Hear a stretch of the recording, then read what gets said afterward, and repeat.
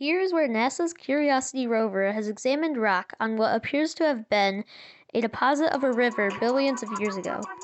The river likely carved out these mountains on Mars. Another reason to support this is that at the deposit of what could have been a river, the rocks are oddly smoothed out.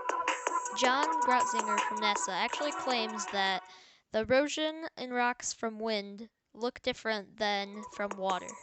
And these rocks appear to be eroded by water.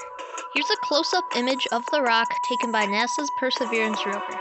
NASA suggests that this is either volcanic rock or consists of fine grains and igneous material that were cemented together in a watery environment. The igneous material likely consists mostly of basalt, which is on screen now. And then for the part that NASA suggests that the material was cemented together in a watery environment. By this, they mean the river rocks likely over time cemented together, making its own rock. Alright, so the process starts when the river smooths out rocks. The river will carry gravel and rocks and then deposit them out. And then over millions of years, the river rock slowly cements together, making a new rock.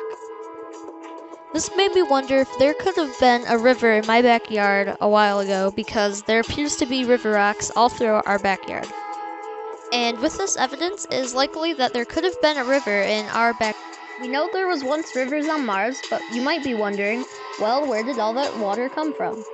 The water probably came from oceans 3 billion years ago, because there is other evidence that there was oceans on Mars. The ocean was likely in the northern plains, also known as the northern lowlands of Mars. The northern lowlands is a low flat section of land in the northern hemisphere of Mars. The plains cover roughly 1/3 of the entire planet. Here's an image on the depth of the terrain on Mars.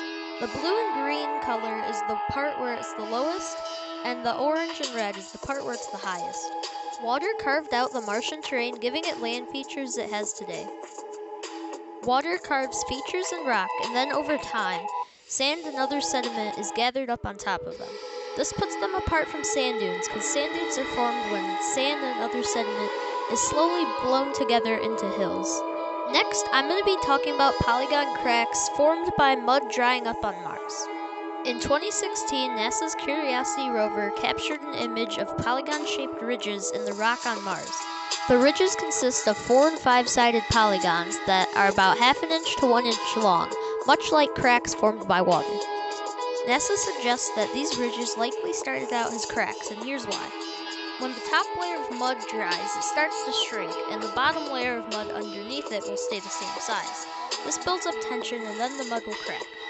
Then minerals from groundwater in the bottom layer of mud rose up in between the cracks, giving it that appearance on screen now. After all of this has happened, sediment slowly built up on the mud, turning it into rock with pressure. And then over roughly 2.5 billion years, the sediment slowly eroded away by light gusts of wind, giving us the rock we see now. Lastly, I'm going to be explaining why Mars lost its water.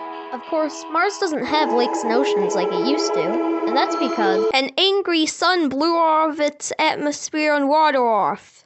Of course, the sun wasn't actually angry.